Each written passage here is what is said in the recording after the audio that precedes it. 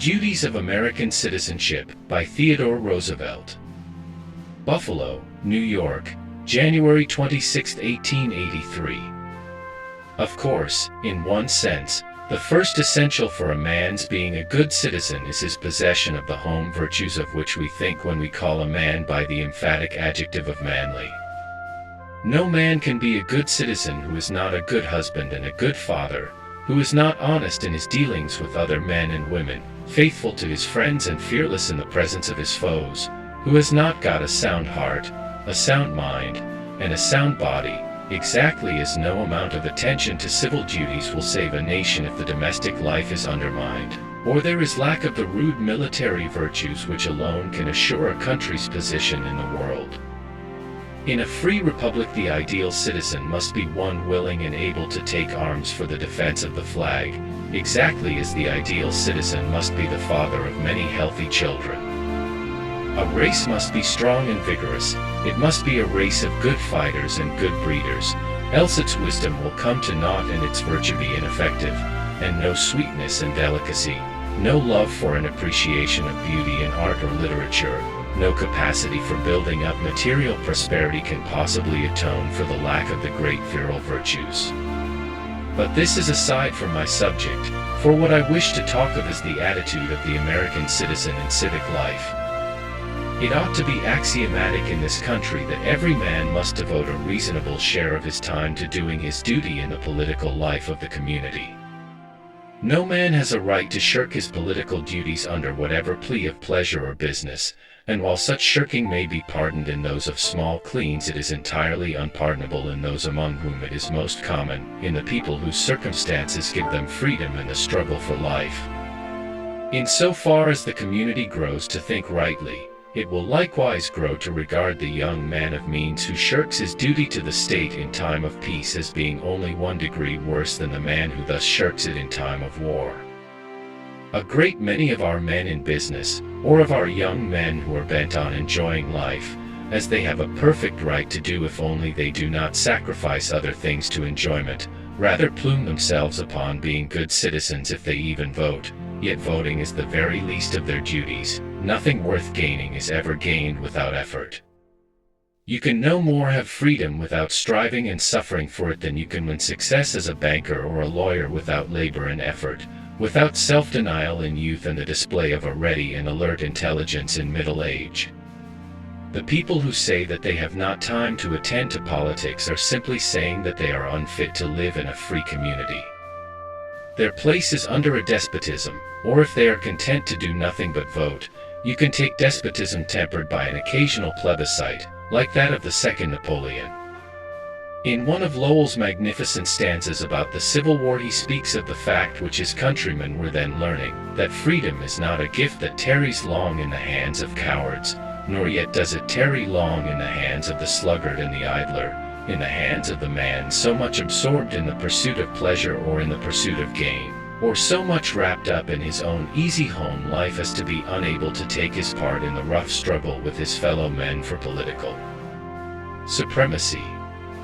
If freedom is worth having, if the right of self-government is a valuable right, then the one and the other must be retained exactly as our forefathers acquired them, by labor, and especially by labor and organization, that is in combination with our fellows who have the same interests and the same principles. We should not accept the excuse of the businessman who attributed his failure to the fact that his social duties were so pleasant and engrossing that he had no time left for work in his office, nor would we pay much heed to his further statement that he did not like business anyhow because he thought the morals of the business community by no means what they should be, and saw that the great successes were most often won by men of the Jay Gould stamp. It is just the same way with politics. It makes one feel half angry and half amused, and wholly contemptuous, to find men of high business or social standing in the community saying that they really have not got time to go to ward meetings, to organize political clubs, and to take a personal share in all the important details of practical politics, men who further urge against their going the fact that they think the condition of political morality low, and are afraid that they may be required to do what is not right if they go into politics. The first duty of an American citizen, then, is that he shall work in politics. His second duty is that he shall do that work in a practical manner, and his third is that it shall be done in accord with the highest principles of honor and justice. Of course, it is not possible to define rigidly just the way in which the work shall be made practical. Each man's individual temper and convictions must be taken into account. To a certain extent, his work must be done in accordance with his individual beliefs and theories of right and wrong. To a yet greater extent, it must be done in combination with others, he yielding or modifying certain of his own theories and beliefs so as to enable him to stand on a common ground with his fellows, who have likewise yielded or modified certain of their theories and beliefs. There is no need of dogmatizing about independence on the one hand or party allegiance on the other. There are occasions when it may be the highest duty of any man to act outside of parties and against the one with which he has himself been hitherto identified, and there may be many more occasions when his highest duty is to sacrifice some of his own cherished opinions for the sake of the success of the party which he on the whole believes to be right. I do not think that the average citizen, at least in one of our great cities, can very well manage to support his own party all the time on every issue, local and otherwise. At any rate, if he can do so, he has been more fortunately placed than I have been. On the other hand, I am fully convinced that to do the best work, people must be organized, and of course an organization is really a party, whether it be a great organization covering the whole nation and numbering its millions of adherents, or an association of citizens in a particular locality, banded together to win a certain specific victory, as, for instance, that of municipal reform. Somebody has said that a racing yacht, like a good rifle, is a bundle of incompatibilities, that you must get the utmost possible sail power without sacrificing some other quality if you really do get the utmost sail power, that, in short, you have got to make more or less of a compromise on each in order to acquire the dozen things needful. But, of course, in making this compromise you must be very careful for the sake of something unimportant not to sacrifice any of the great principles of successful naval architecture. Well, it is about so with a man's political work. He has got to preserve his independence on the one hand, and on the other, unless he wishes to be a wholly ineffective crank, he has got to have some sense of party allegiance and party responsibility, and he has got to realize that in any given exigency it may be a matter of duty to sacrifice one quality, or it may be a matter of duty to sacrifice the other. If it is difficult to lay down any fixed rules for party action in the abstract, it would, of course, be wholly impossible to lay them down for party action in the concrete, with reference to the organizations of the present day. I think that we ought to be broad-minded enough to recognize the fact that a good citizen, striving with fearlessness, honesty,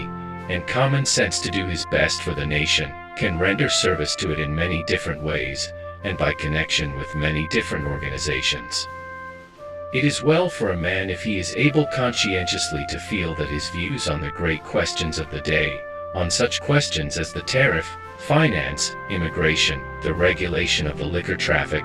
and others like them, are such as to put him in accord with the bulk of those of his fellow citizens who compose one of the greatest parties. But it is perfectly supposable that he may feel so strongly for or against certain principles held by one party, or certain principles held by the other,